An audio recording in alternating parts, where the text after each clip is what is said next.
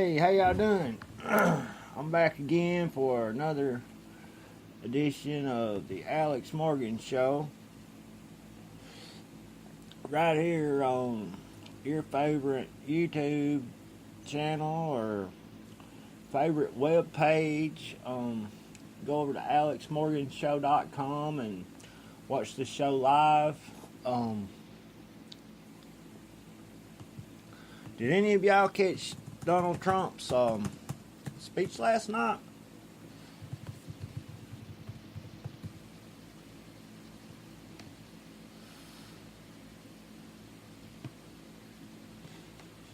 It's pretty good. It was a pretty good speech.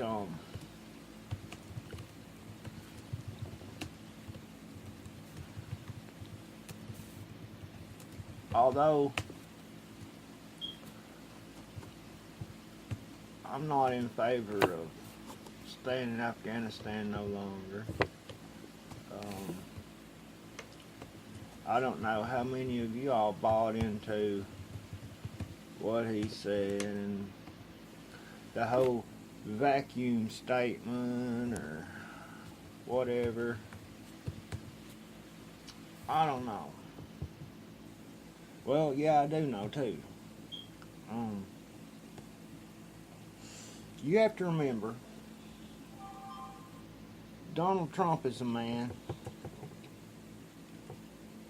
who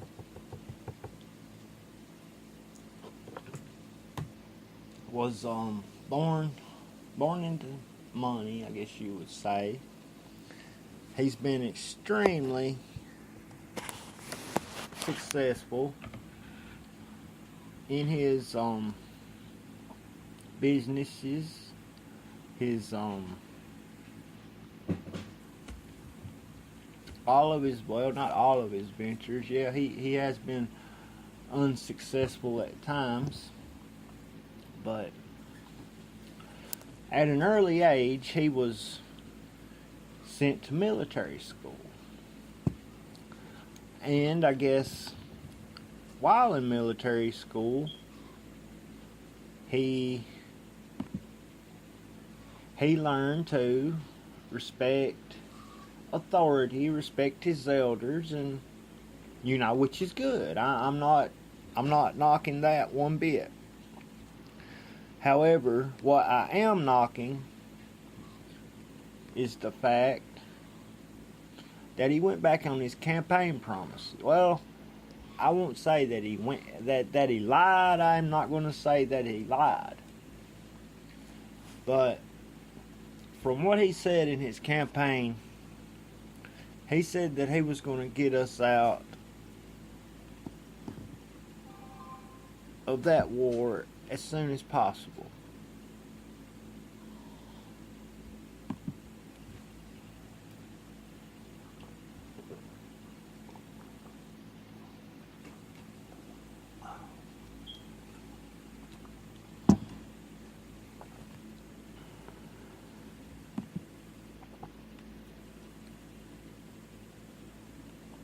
And that's pretty much, I guess, what he's doing, but still, I think that he's letting his generals control his politics. I think that when Bannon went out, I guess it was, I don't know, last Friday, I guess,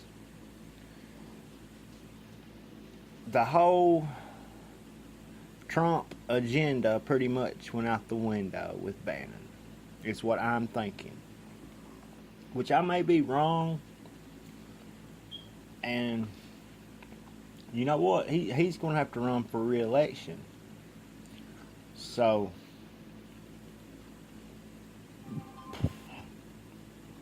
and who knows what may come his way within now and then. You got the Democrats, which are aiming to be the psych ward political party, you pretty much have the establishment Republicans who are full of neocons, full of anti-Trumpers, and you have to ask yourself what would happen if another candidate like a Donald Trump were to run in the 2020 election, presidential election, that is.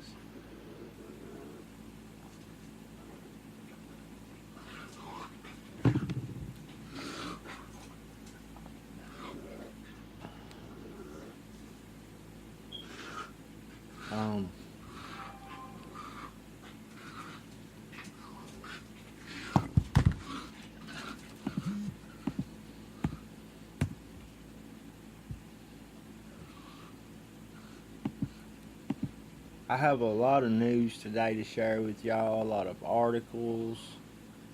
I had a guest that was going to come on today, but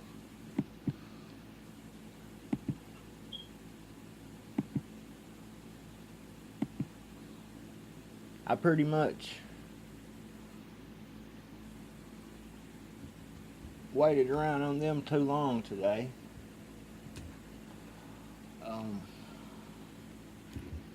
I've had a busy day.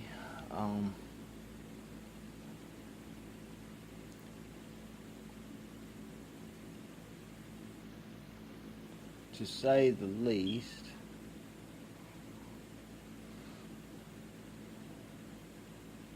And I've got a broke down car, which I've been trying to work on.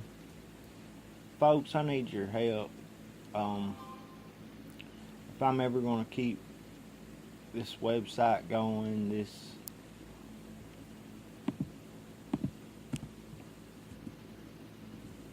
this show going, this channel going, I've got to start making some money somehow. It's getting the end of the month. I've got bills coming up. God in heaven knows that I hate to see them.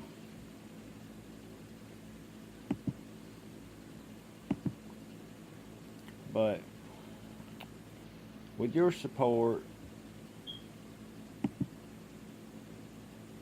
I could do great things, okay? I could hire a person or two to help me.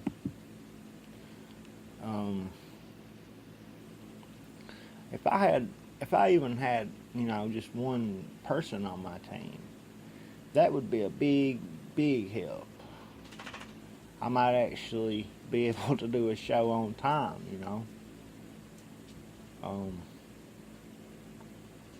But until then, I guess I'll just have to do this on my own.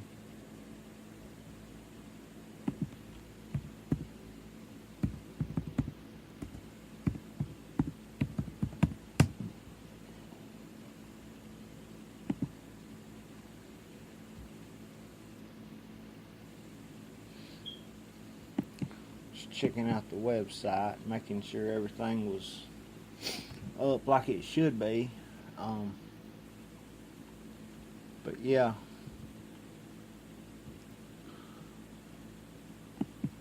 I could really, really use your all's help.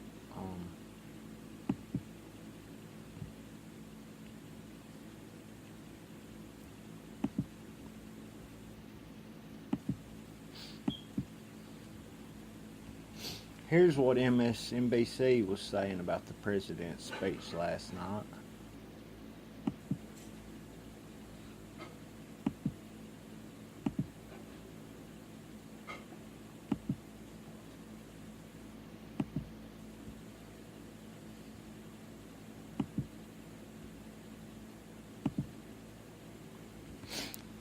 I'll go to that video in just a second. I'm going to let it load. See if I can't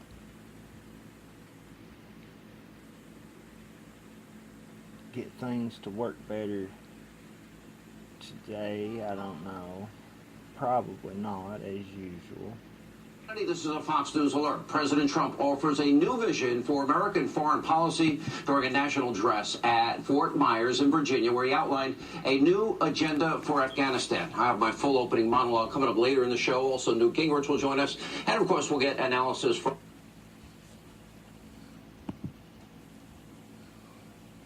I'll give it just a second right there. I'm not a big Hannity watcher by any means.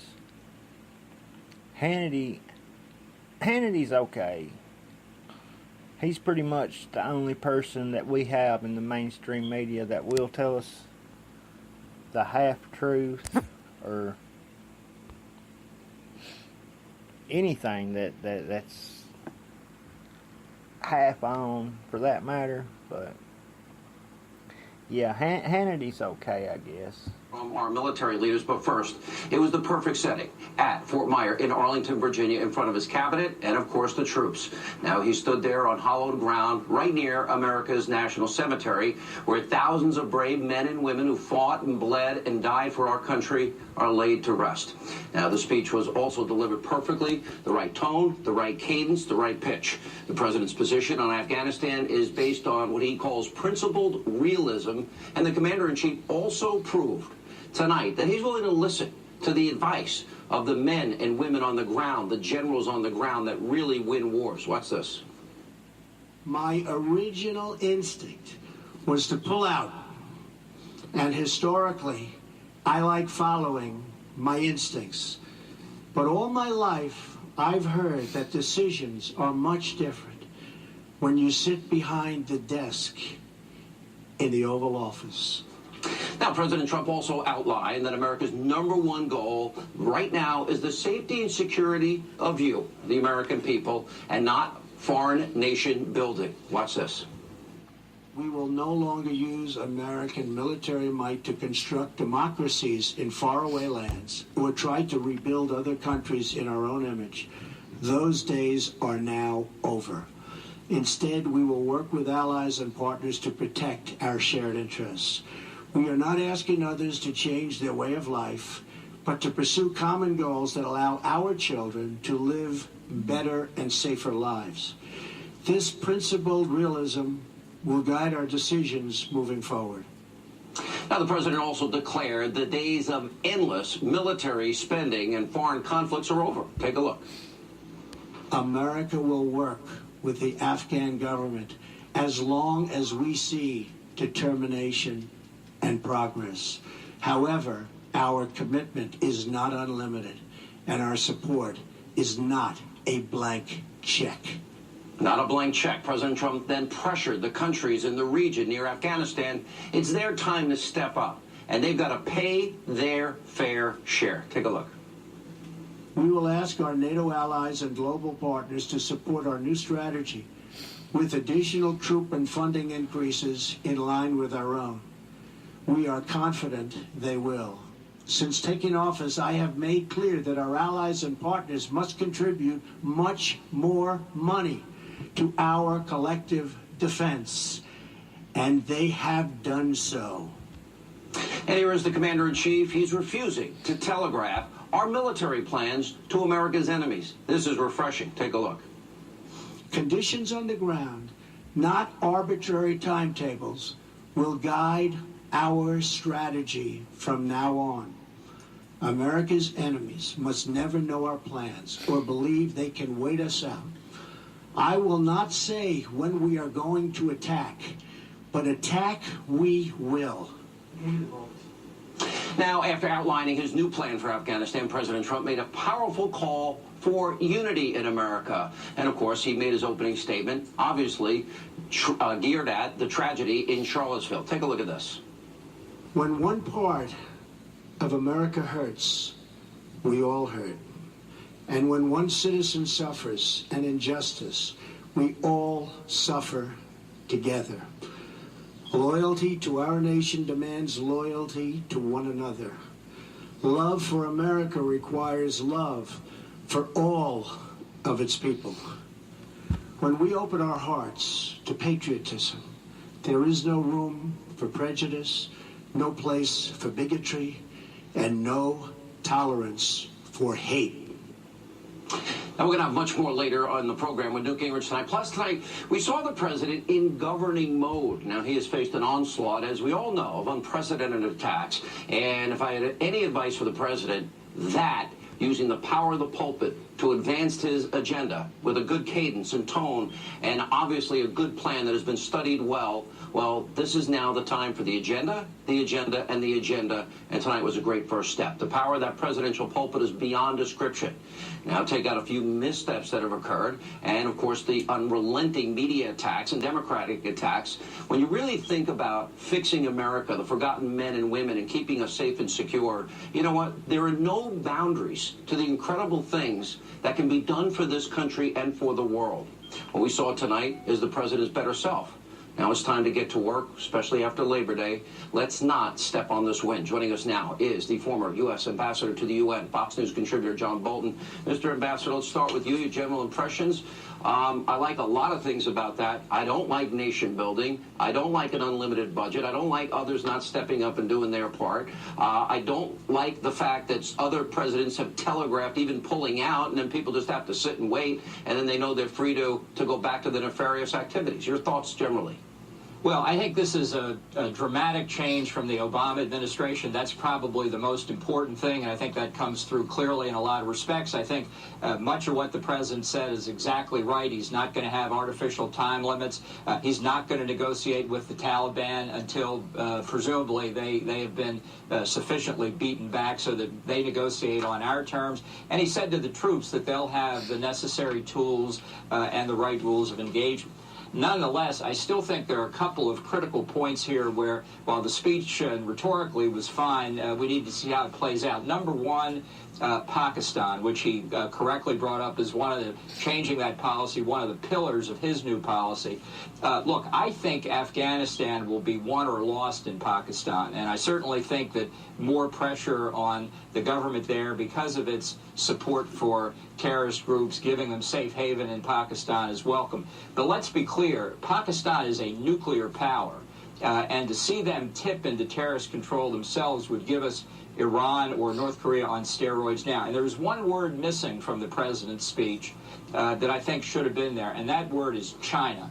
China made both North Korea and Pakistan nuclear powers. Pakistan wouldn't have this capability without China. China has, as part of its One Belt, One Road initiative, basically increasing its influence in Pakistan dramatically. They put a lot more money into the country than we do. And I think it's time to say to China, if you want better relations with the United States, we have a lot of issues, but one of them is helping us convince Pakistan to give up the Taliban safe havens, give up ISIS and Al-Qaeda, get them out of the country, and really seriously renounce terrorism. I'd like to see more of that. I agree with you. There is one good piece of good news as it relates to the issue of China, though, Ambassador, and that is when you really think about it, remember what China has been doing with North Korea. They launched first. They will not be there for them. Remember, they canceled the coal shipment after the president of China met with President Trump.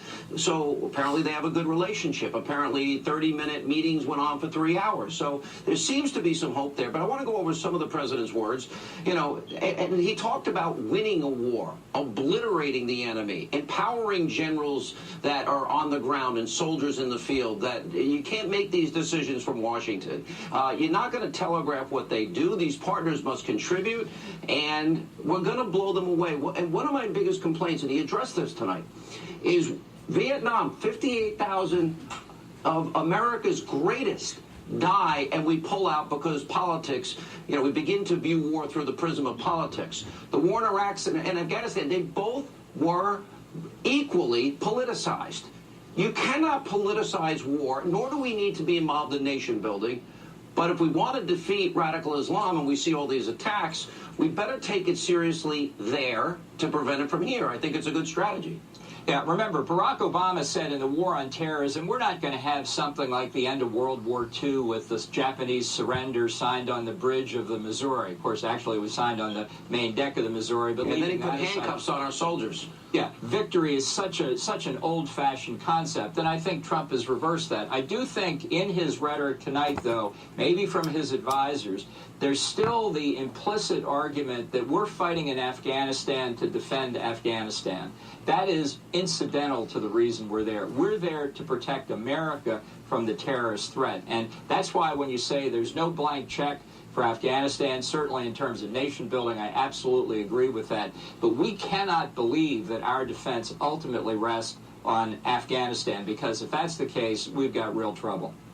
No, but it's a part of the war on terror, and he addressed that too. He talked about secure borders. He talked about a policy here at home, which we'll get into all throughout the night. Ambassador, good to see you. Thank you for being with us. Joining us now with more reaction to the president's remarks. The host of War Stories, Lieutenant Colonel Oliver North. Colonel, you have a couple of Purple Hearts from Vietnam, and I know you lost a lot of friends in Vietnam, and you know a lot of people that are buried there at Arlington. So I know this is a raw issue for you because I've watched you give speeches and tear up on the issue.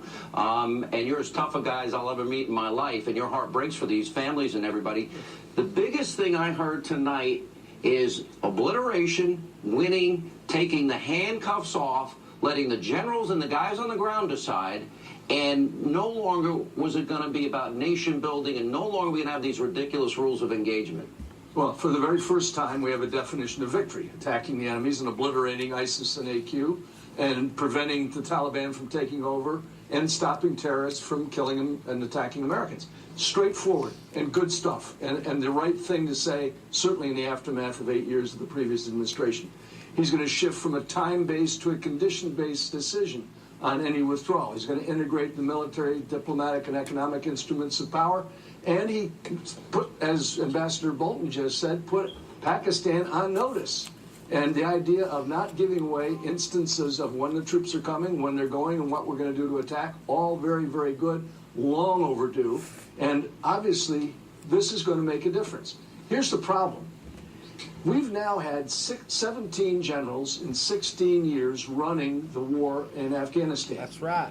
I've been there. You and I have been on the air more times than I care to count in my 59 embeds in both Colonel, fields. I send you a code. Every time you've been on the road in a war zone, you and I have a special code we sent back and forth, which is totally mean on my part. We'll save it between us. I'm going to have one of those steaks yet. Look at he talked about the rules of engagement for waging a battle. No place to hide for terrorists. That includes across the border in Pakistan. He talked beautifully about the courage and perseverance of those that I've been covering for the last 16 years in those embeds. The idea, however, of following the same course of action on the ground that 17 generals, to include General Nicholson, who's there now, have pursued, may not be the kind of thing that's going to give us the results that we would like to have. Yeah, I was pleased that he did not mention and did not talk about the idea of conducting clandestine operations, as you and I have heard about from a friend of mine. Look, we've had 2,258 Americans killed in Afghanistan. We've had over 20,000 of them wounded. I've just spent some time with a number of them out in a place that's got Old Faithful in it. Good place for a Marine to visit, Semper Fidelis. Look, we've spent almost $1 trillion. We're going to spend almost $50 billion this year. And you've got to be able to say, we're going to look at some other tactics on the ground, maybe some kind of hybrid, if you would, between what was presented last weekend up at Camp David and what the president announced today, that talked only about straightforward U.S. troops on the ground and the expectations you have for our allies to step up to the plate. I think it was very positive. I think it was totally unlike anything. Well, let me ask you this. When the president talked about going against his own instinct, based on what he learned and who he spoke to and the things that you can only know and learn as president. Some people would say, oh, that's he's changing his position. I don't see it that way at all. I think that's the reality of what we're facing. Then every one of my military friends was writing me ecstatic tonight. Those that served, especially under Obama, oh, we're not going to telegraph? We're going to take the handcuffs off. The rules of engagement are going to be on. You mean we can actually fight a war and not get accused of murdering the enemy when they're coming with an IED or some type of explosive device to kill us? I remember the last president announcing he was going to do a troop surge, and the very next day he went to U.S. Military Academy at West Point and announced when they were withdrawing. This president just said it's a conditions-based withdrawal. He hasn't given a specific number of troops he's going to put in there. That's very important. It sets our adversaries on notice that they can't simply fight us and wait us out. In other words, this is not a time-driven strategy. And that's a very positive thing. I think, notwithstanding what the ambassador just said a few moments ago about Pakistan, it puts them on notice. And the rules of engagement are now changed so that they're defined not in the corridors of power in Washington, they're defined out there on the battlefield. And I hope for Colonel? success. Don't get me wrong, buddy. No, listen, I know your love of the military, and I've been out on the road with you and in hospitals with you, so I know your commitment is beyond anybody I know. This, I think, is important, though. And why would any president, in the case of Obama, ever telegraph what we're going to do? He's not saying how many troops. He's not saying what he's going to do. He's just promised overwhelming use of military force, decisions made on the ground as necessary by the people that know best. Absolutely the right thing to say. And not Obama. I'm talking about President Trump. What he said tonight is spot on. I'm just hoping that the strategy allows room for some, if you will, new ideas, like the plan for putting non-U.S. advisors who actually live with the Afghan troops on the ground, who fight under Afghan ROE. Yeah, I just, covert operations, plausible deniability, right? Yes, and he didn't talk about it, which I consider to be a very good thing, because I know some people were thinking, well, he ought to reject it out of hand. And some of the folks that we've had on previous shows have said, reject it out of hand. He didn't. And I consider that to be a very positive thing. Look, this speech tonight needed to be given. It was the right thing to say. It pays enormous respect to the soldiers, sailors, airmen, guardsmen, and Marines that you and I have come to know and love. And it gives credence to their sacrifice and their perseverance. There are people serving jail terms now. Clint Lawrence is one name that comes to mind. And before he became a platoon leader, Clint Lawrence was tasked with dealing with a platoon that had previously, in the prior week or... Thank you. For 5, buddy. When we come back. So, there you have the whole positive speech from the folks over at Fox News. I mean, which is nothing out of the ordinary when it comes to Donald Trump. Hannity has always backed Donald Trump. Here was one of the most interesting things, though, that I've heard after the speech last night.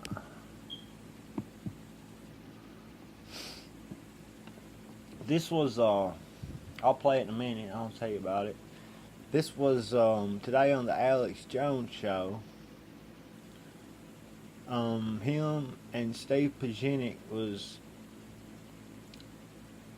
talking about the speech last night, and Dr. Pajanic, he really said a lot of interesting things,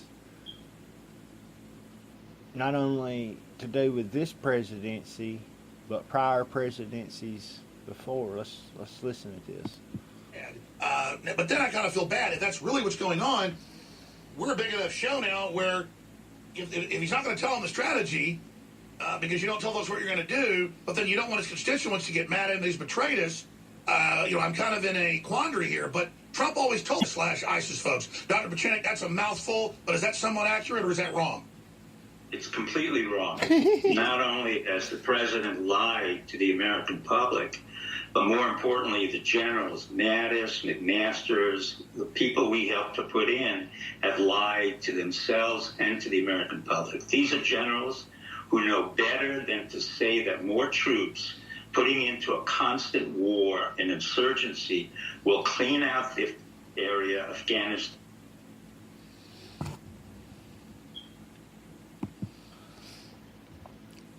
And when I've been in Afghanistan, they don't know the history. Trump again repeats that we were attacked on 9/11. This is always about 9/11. I told you from day one. See right there? We were not attacked on 9/11, folks. That was a false flag. I think all of y'all know that. And I think Trump knows that. But Why can't he just come out and say that? I mean, why do we have to go on and play like just like the Bushes said? You know? Or W. Bush, I mean. Let us not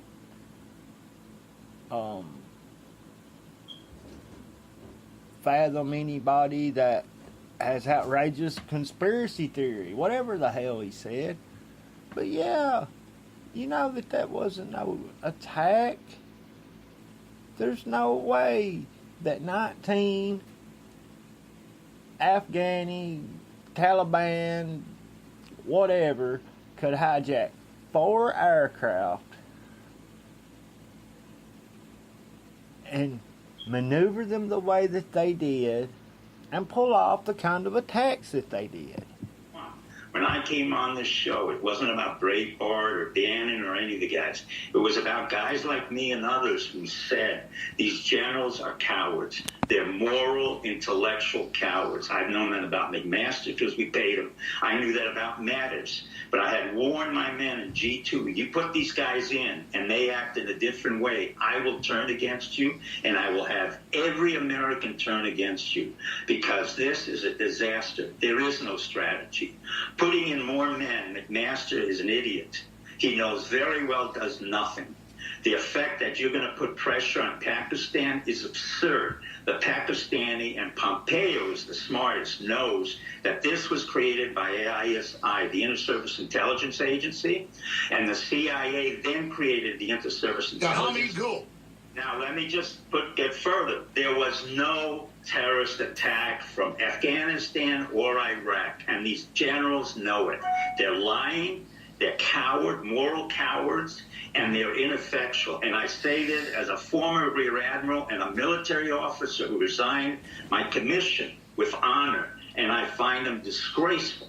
This is the most absurd thing you could have done. Trump is now on notice that we will work against him. The alternative right and the Tea Party started with guys like me, and Steve Quayle and others in Montana said this is enough. This 9/11 was an inside attack by CIA. Furthermore, not one of those generals knows any idea how Karzai came in there. I was there the day Zalmay Khalilzad, the neocon who was born in Afghanistan, a CIA operative who worked for me on the West Bank and Gaza, a total moron who never did anything productive in his life, brought in Karzai into Afghanistan. Where did and then his heroin dealing brother. So let me ask you this. No, hold on. We're going to skip the break. You got plenty of time. Hold on.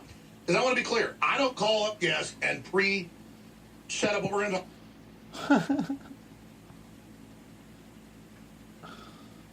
Hey, watch him backtrack. I mean, don't get me wrong, I like Alex Jones and I like InfoWars and all that, but God almighty, man. How can you, if you're wrong about something, you're just wrong about something. That's all. I mean, not knowing what's going on is not what it's all about. It's all about learning what's going on. And Steve Piccini, he's an ex-CIA agent. He sat right there and told you the Taliban was founded by the CIA. It's all founded by the CIA, folks. CIA, excuse me.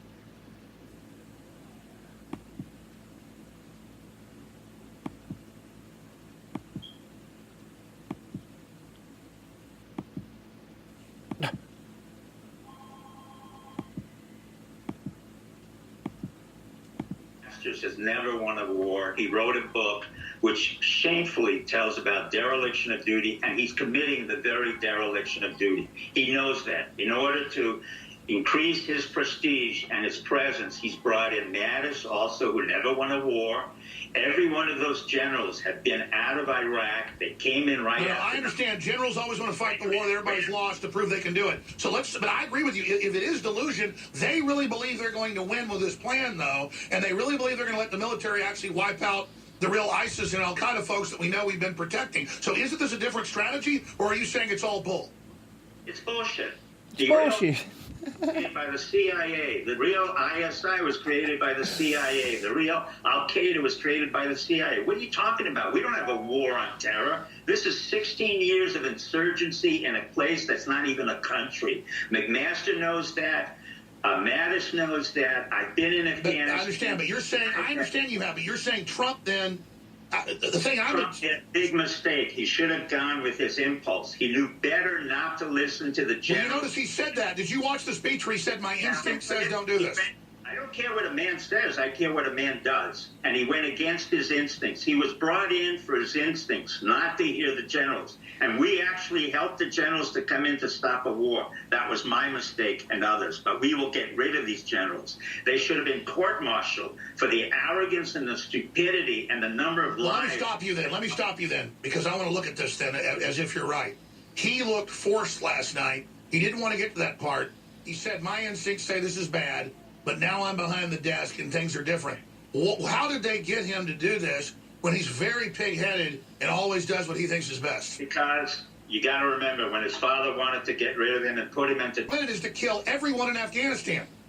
It's exactly what happened in Vietnam. We kept on putting more and more men until we lost 50,000 men's lives, 250,000, and we killed 3 million Vietnamese, and we lost the war, and we walked out of there. McMaster. And now we've conquered them via the economy. Well, what about Trump's statement about we're going to offer you a carpet of gold? But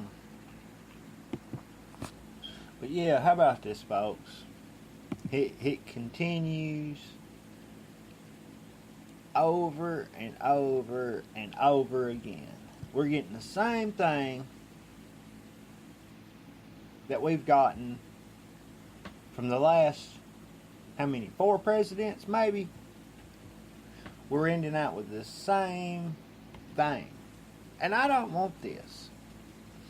Folks, I would love to hear your thoughts on this. Your thoughts on last night, on Trump's speech. Call me, 323-693-3320. I would love to hear what y'all think. But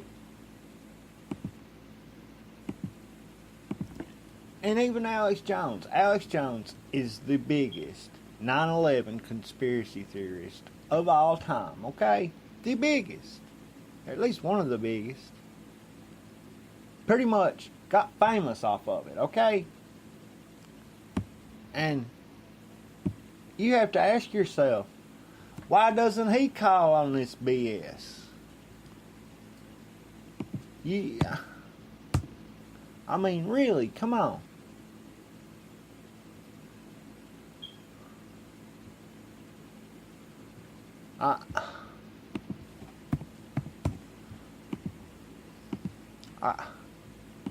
Folks, I'm man enough to say when I was wrong. I've been wrong many times, but I did not think I was wrong about Trump. And in actuality, I probably wasn't at the time, but after he's took a beating from the left day in, day out, and he's listened to these generals every day since he's been in office, you would have to think that he changed his politics, a little bit. Especially after all this.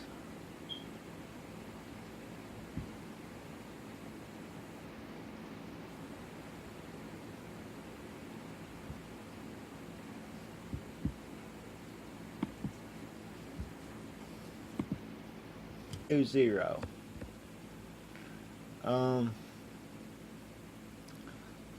I've got about an hour and 13 minutes left on this Blog Talk Radio show. I would love to hear from some of y'all.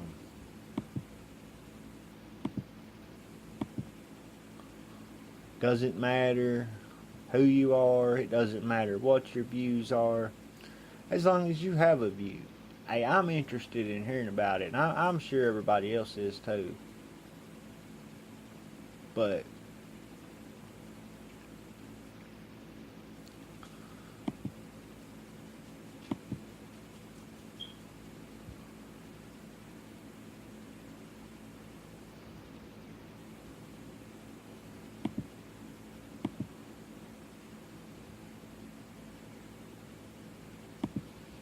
how about that?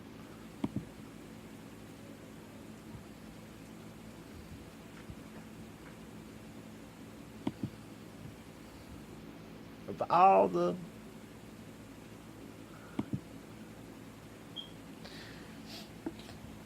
all the things that Donald Trump could have done different, this was the one thing that I expected him to do different. This is why that I voted for the guy.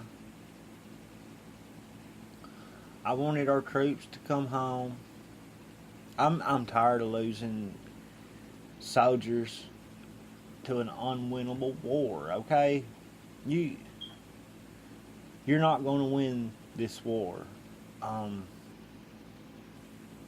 They've killed over 1 million Iraqis and Afghanistan people already. We've been there for the last 16 years. That's almost 2 decades. This is the longest running war in American history.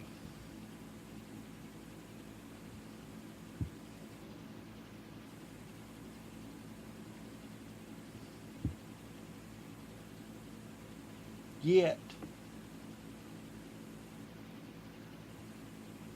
we keep fighting and we keep looking for a different outcome.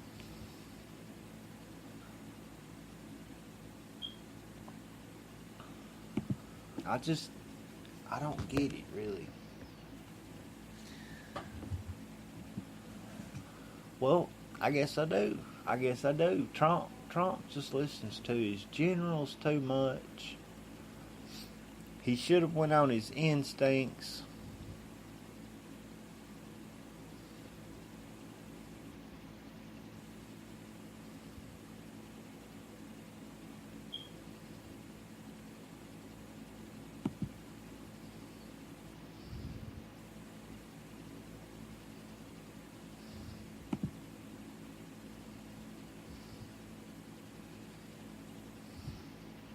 I don't know.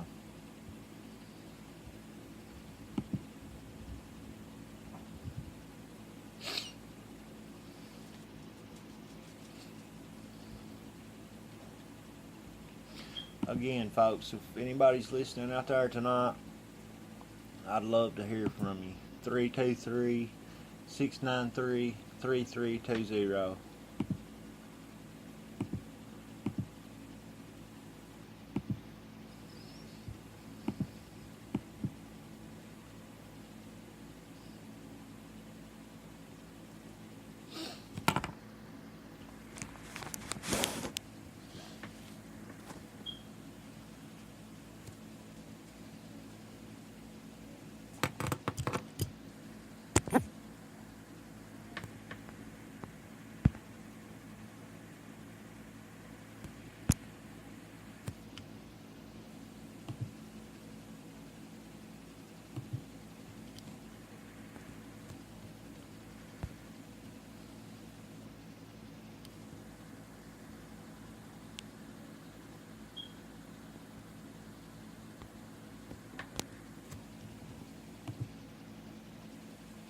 I'll pause this video for just a second, let it load like I did that last one. But folks, we need to really get involved here. I'm not sure that Trump's conservative base of voters will continue to support him this next election. I'm really not. Are you? Will you vote for Donald Trump next year or next election, 2020?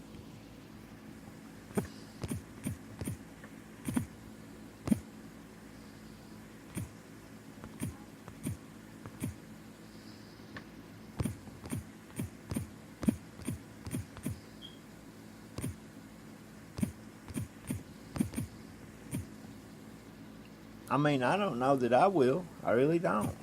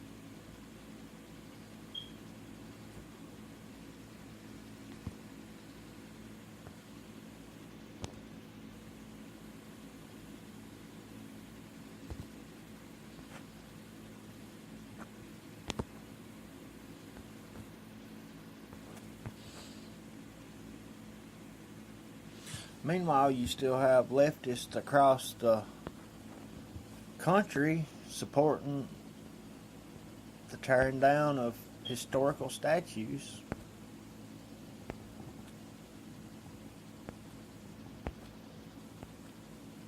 And, folks, I'll tell you, that's not helping them a bit. It really ain't. But I digress. Let's stay on subject here. I'm sorry. Last night, as you know, President Trump unveiled what was billed as a new approach to Afghanistan. The plan continues America's engagement, provided few details, including any specific reference to how many additional American troops are going to be deployed there. The 30-minute speech marked a major policy reversal for Donald Trump, who in the past has urged the United States to get out of Afghanistan. My original instinct was to pull out. And historically, I like following my instincts. But all my life, I've heard that decisions are much different when you sit behind the desk in the Oval Office. In other words, when you're President of the United States. A core pillar of our new strategy is a shift. We will not talk about numbers of troops or our plans for further not nation about Pakistan demonstrate its commitments to further develop its strategic partnership with India, the world's largest democracy and a key security and economic partner of the United States. So there's the president last night. David Ignatius, you know, around this set, since January 20th, there have been a lot of people who have said, we didn't vote for Donald Trump, but we just hoped, at the very least, that the magnitude of the office and the responsibilities would weigh on him enough that he would moderate some of his thinking, some of his views, some of his bad habits. Well, last night, it sounded like at least he admitted that at least in one way, the weight of this office, the responsibilities of the commander-in-chief did get him to change a view, and that is on Afghanistan. When you sit behind that desk and You understand for the first time, we can't win in Afghanistan, but we sure as hell can lose there. Joe, I think you put it just right. It was a somber speech. It didn't have any of those flourishes of hyperbole, where the president will say, "And I really mean it," and it's beautiful too, which I think undercut what he says. This was straightforward, and you had a president who really had wanted to get out of a war he thought didn't make sense, and now after working with his generals, working with his advisors, he has concluded that it is, even if he doesn't have a plan to win, he said he did, but there are no details of it, and nobody I've talked to sees a plan for something fundamentally different. He does know that walking away, in effect surrendering this commitment that's been going on for 16 years would be a mistake. He needs the platform in Afghanistan to conduct operations there in Pakistan. I think that's the core of what he's decided to do, although he didn't really state it directly. This is a counterterrorism platform that's too valuable to the U.S. to give up right now. But we're back in the same world of pressuring Pakistan, carrots and sticks for Pakistan. He didn't talk about nation building for Afghanistan, but inevitably, when you're trying to build an army, that's implicit. It was a moment where, as he said himself, the realities of being president caught up with his rhetoric and changed his plans. And the realities of what we're facing in Afghanistan and what the stakes are in Afghanistan is something that I think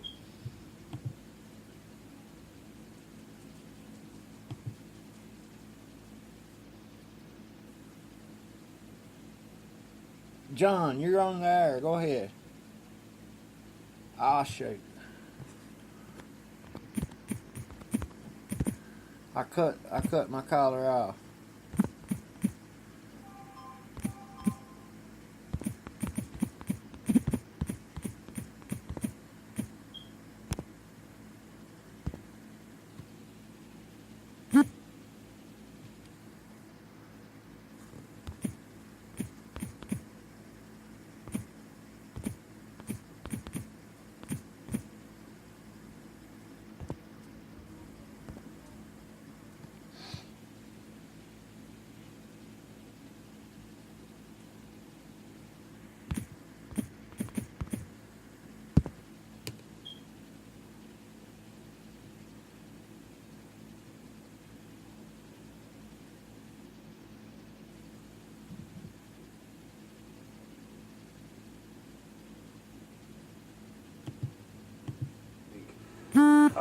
our leaders are going to have to be more honest about, David. I remember back in 2004, 2005, asking a special ops guy, said, "Hey, did sending all the troops to Iraq distract us from our mission in Afghanistan? How badly does that hurt us?" And he said, "Well, if you could take all the troops in Iraq and add another 500,000 and invade Pakistan, then maybe you could get to the root of the problem." He said, "But this isn't a war with Afghanistan. This is a war with Afghanistan and Pakistan, and we're never going to be able to fight that war. The best we can do is not lose the war." That was 13 years ago, 12, 13 years ago. It's the same reality. And even though people like me don't like to hear this, and most Americans don't like to hear it, we just may be in a situation like we were in after the Korean War, where leaving is not an option. And people like me thought leaving was an option until they saw what happened when we just left Iraq. Joe, I think you put your finger on it. And the president made that point, that we've seen what hasty withdrawal does. President Obama was determined to fulfill his campaign pledge to pull the troops out of Iraq. And the result of doing that was to create a vacuum, and into that vacuum came ISIS. We all watched it. We've all learned that same lesson. The president has too. I found myself thinking, watching the president last night, how hard it must have been to talk to General Kelly, who lost a son in Afghanistan, and to try to think how he would tell General Kelly he was going to follow through on his plan to just pull out of there. It doesn't work. It's a wasting money. Could you look General Kelly in the eye and say the sacrifice your son made, the ultimate sacrifice, really did in the end wasn't important enough to keep anything on the ground? I think in the end he decided, no, I'm told there's very little enthusiasm for this policy today in the Pentagon, but a general recognition, not a single person there really can bear the thought of walking away. Now, Mark Halperin, I don't know that the realities on the ground are any different in 2017 than they were in early 2003, let's say. But at the same time, if America leaves, there will be a horrific void. So Donald Trump had a lot of simplistic slogans during the campaign. He said a lot of things that made crowds cheer. There's nothing easy, there's nothing simple, there's nothing pat about our policy in Afghanistan now. What's the takeaway and what's the political impact? Well, bitter irony that pretty much the hardest thing in a president's inbox for the last three presidents leads to roughly the same conclusion. You can't walk away.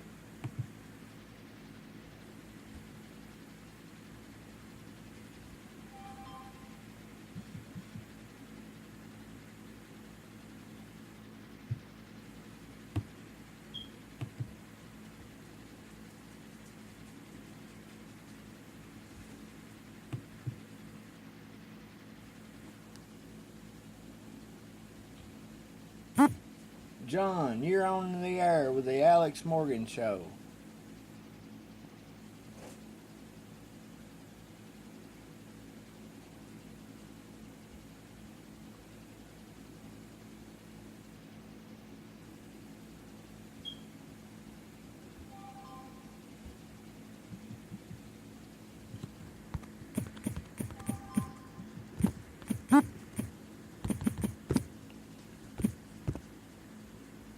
John, you're on the air. Go ahead.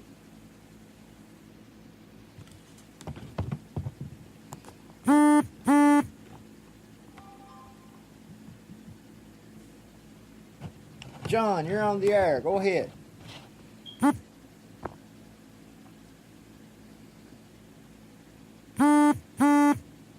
Sure.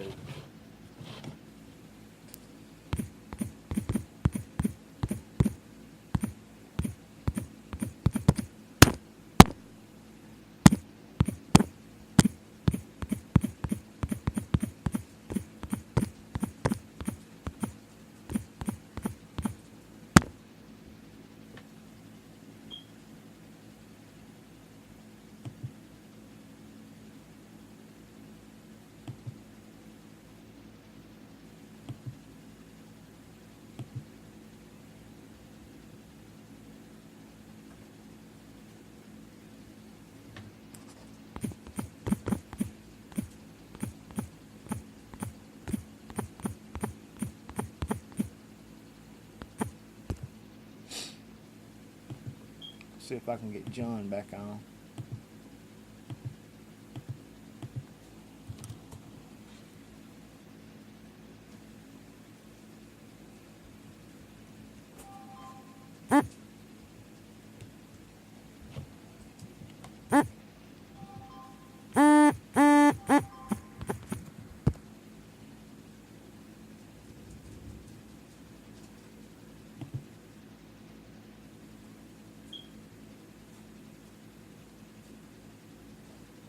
But yeah,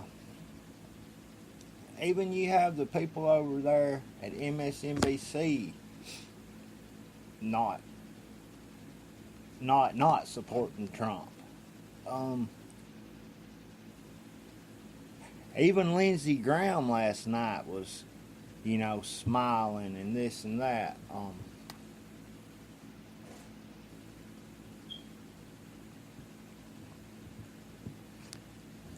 It's just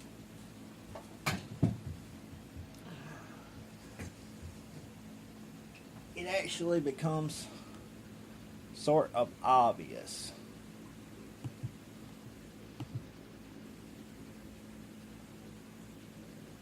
Let's see if we can get John back on the line here.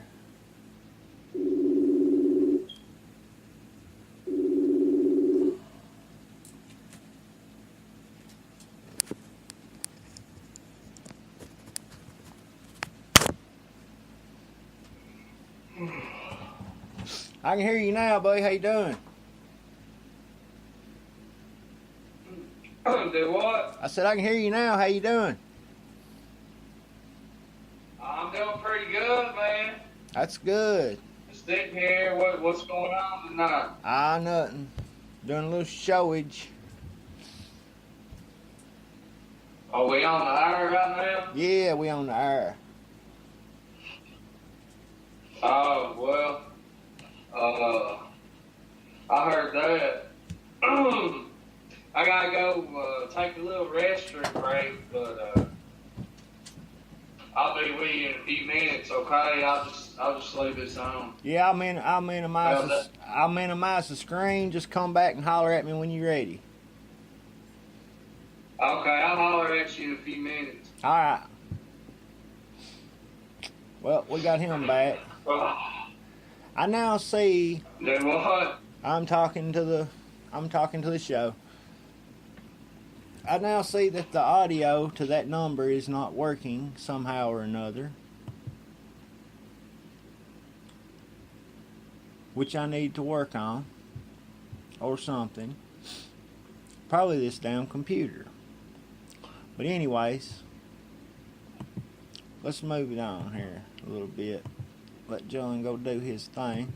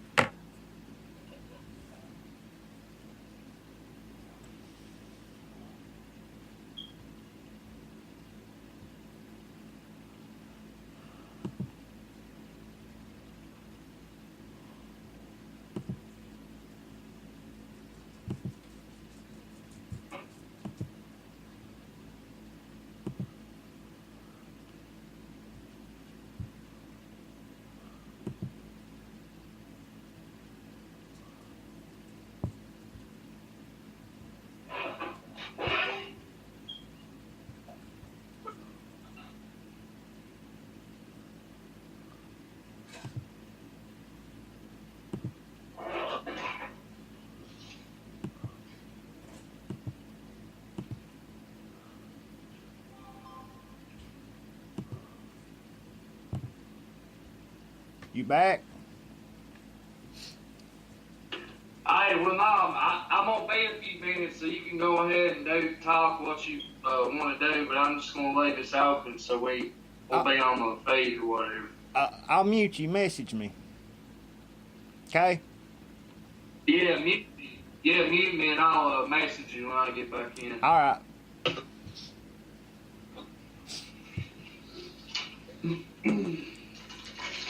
I thought I had him on mute.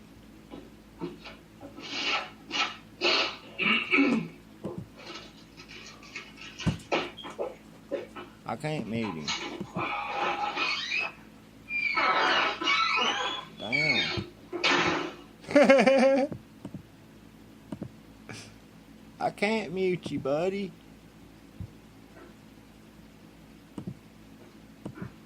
I can mute me, but I can't mute you.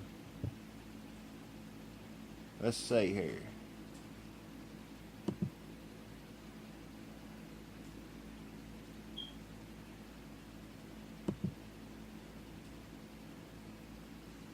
That might have done it right there. I'm hoping.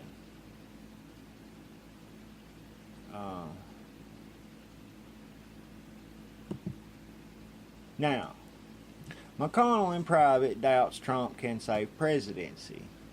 This article comes from the New York Times by Alexander Burrs and Jonathan Martin, August 22, 2017.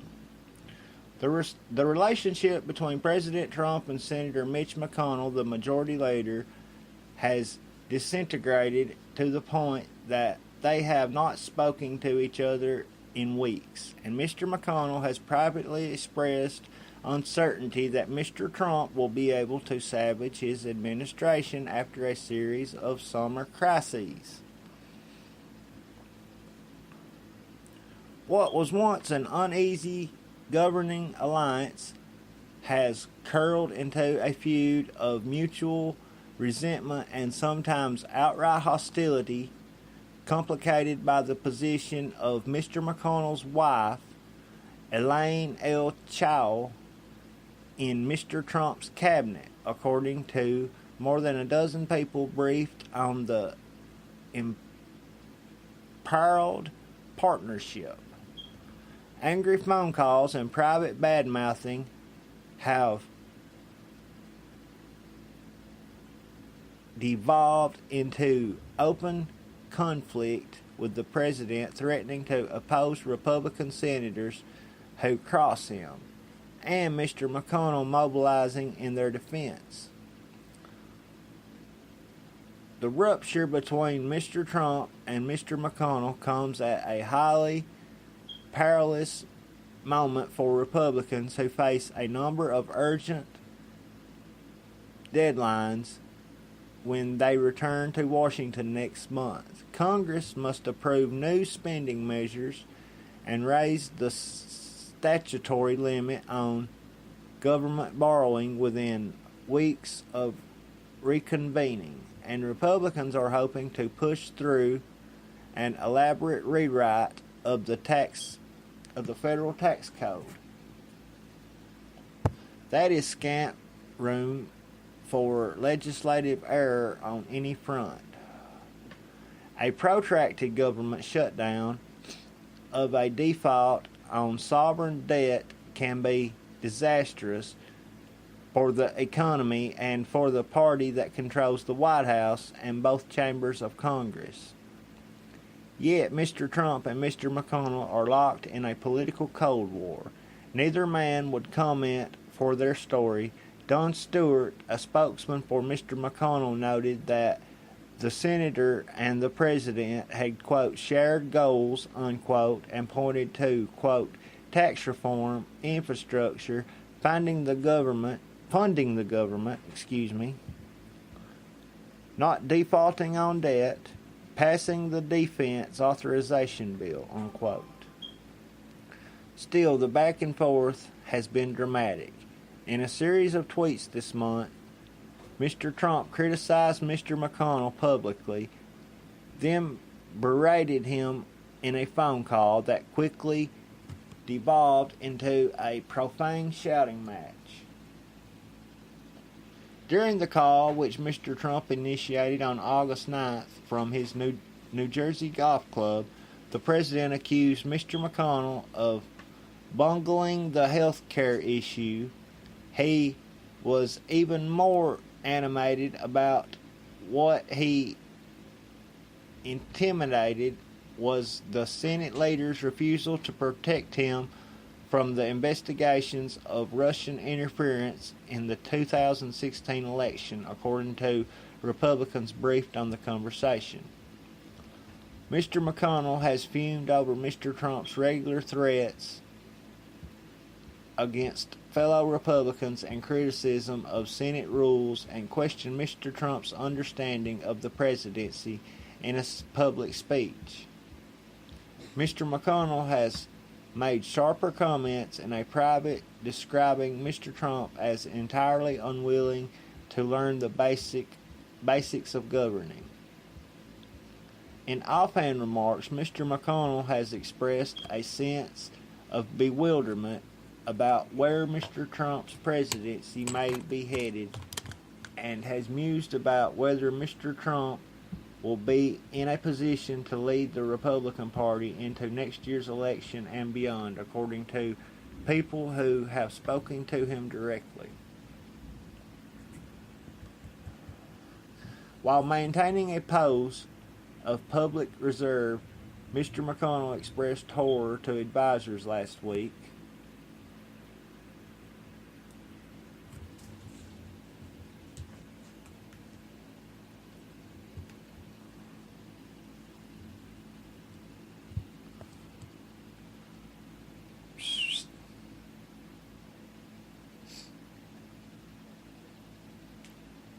Sweetheart, come here.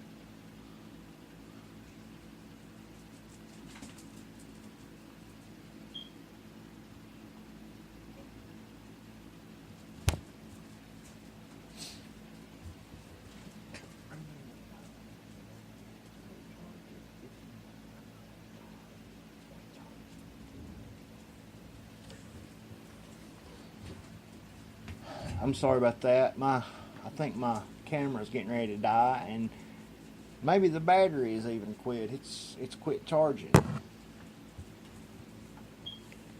I'm going to try a little something here, but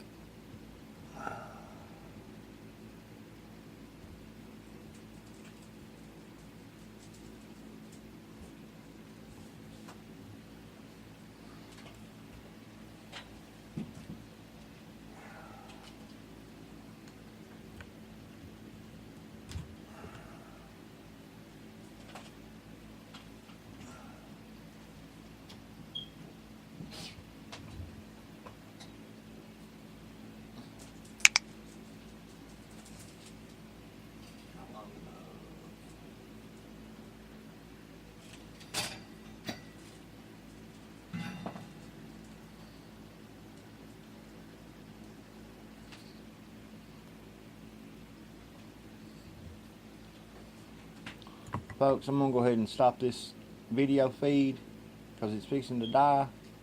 I'll be right back.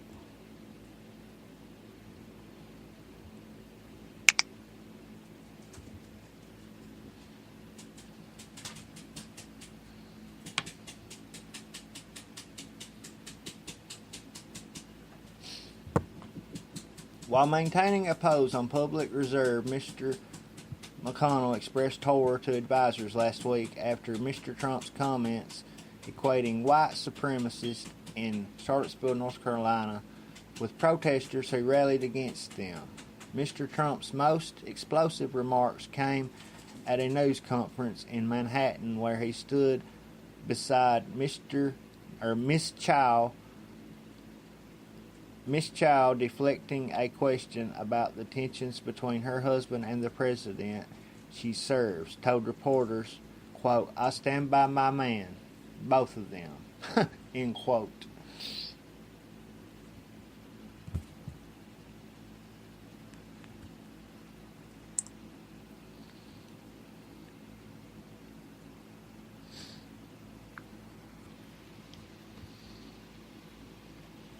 Mr. McConnell signaled to business leaders that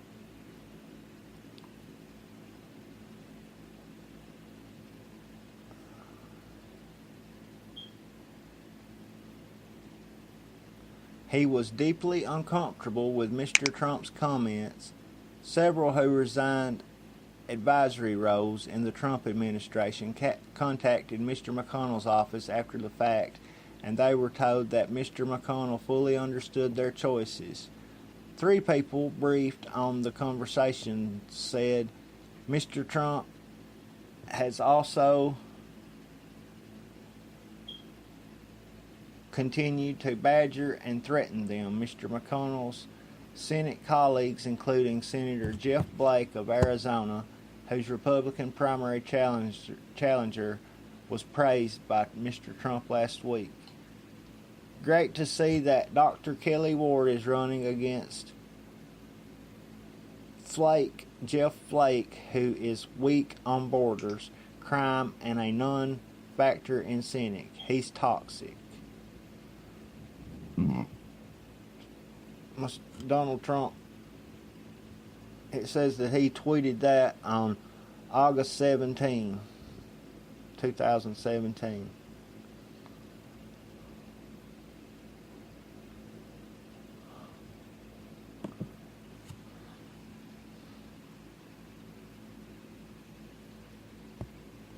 Mr. Trump was set to hold a campaign rally on Tuesday night in Phoenix, and Republicans feared he would use the event to salvage Mr. Flake again. If he does, senior Republican officials said the party's senators would stand up for their colleague. A Republican, quote, super PAC, unquote, aligned with Mr. McConnell released a web ad on Tuesday assailing Mr. Flake's Republican rival, Kelly Ward, as a fringe-dwelling conspiracy theorist.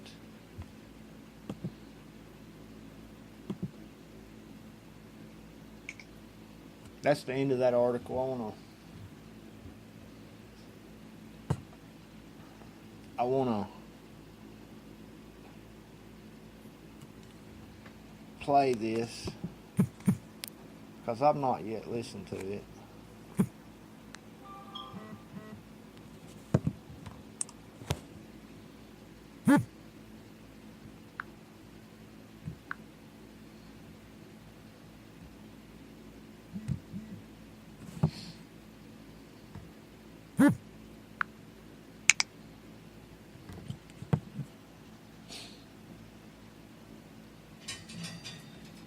Folks, I'll be right with you.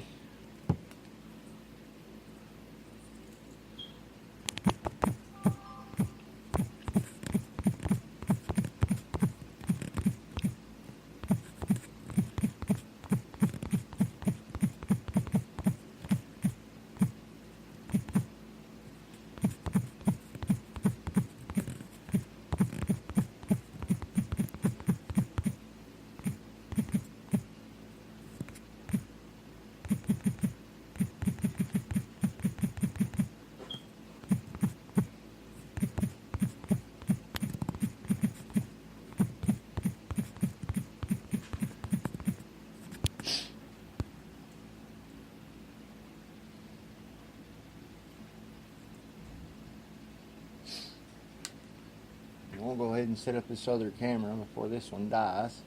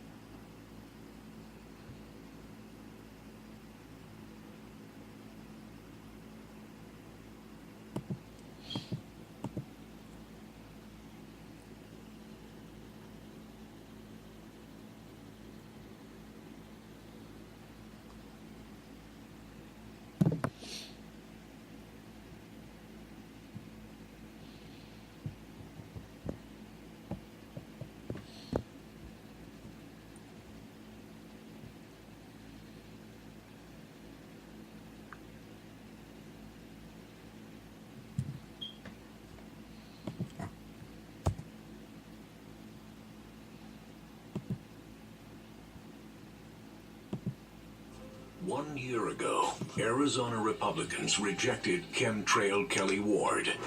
Remember why? Ward wasted your tax dollars for a town hall on chemtrail conspiracy theories. And sponsoring chemtrail legislation? I'm open. I introduce legislation for constituents all the time. About another chemtrail town hall? I'd do it again. Of course I would do it again. Chemtrail Kelly's got her head in the clouds.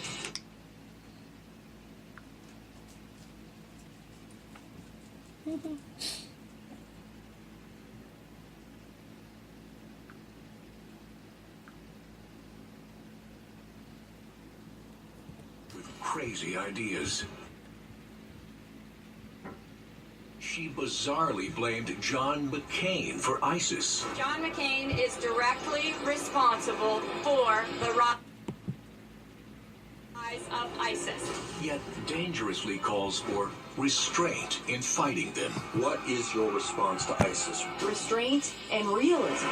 Now, after losing big league to John McCain, Chemtrail Kelly says he should resign so she can be senator. Step away as quickly as possible. I should be at the top of the list for appointment to that Senate seat. Embarrassing behavior, dangerous ideas. No wonder Republicans rejected her just 1 year ago. Chemtrail Kelly, not conservative, just crazy ideas.